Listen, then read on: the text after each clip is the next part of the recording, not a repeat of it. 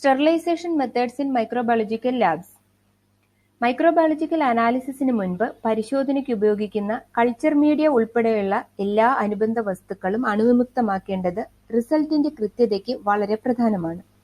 അതുപോലെ കൾച്ചർ ചെയ്ത കോളനികൾ നിർമ്മാർജ്ജനം ചെയ്യുന്നതിന് മുൻപ് നന്നായി സ്റ്റെറിലൈസ് ചെയ്യേണ്ടത് രോഗകാരികളായ ബാക്ടീരിയയുടെ വ്യാപനം തടയുന്നതിന് സഹായിക്കുന്നു.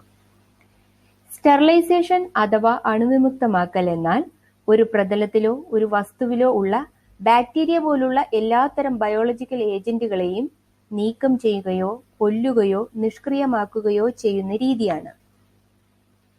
Heat sterilization, chemical sterilization, irradiation, filtration എന്നിവയാണ് സ്റ്റെറിലൈസേഷൻ രീതികൾ. ഉയർന്ന ടെമ്പറേച്ചർ ഉപയോഗിച്ച് ബാക്ടീരിയ കോശങ്ങളെ നശിപ്പിക്കുന്ന രീതിയാണ് heat sterilisation.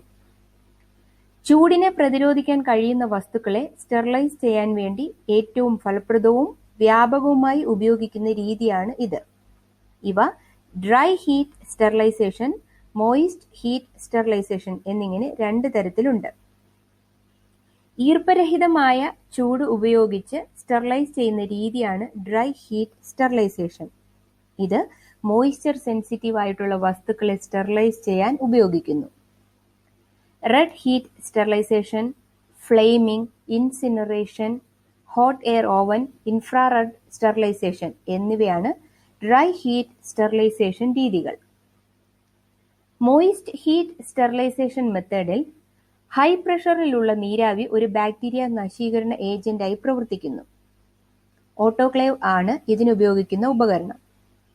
Culture medium, buffer solution, saline solution തുടങ്ങിയ ദ്രാവക രൂപത്തിലുള്ള വസ്തുക്കൾ സ്റ്റെറിലൈസ് ചെയ്യുന്നതിനും കൾച്ചർ ചെയ്ത ശേഷം ബാക്ടീരിയൽ കോളനികളെ നശിപ്പിക്കുന്നതിനും ഈ രീതി ഉപയോഗിക്കുന്നു.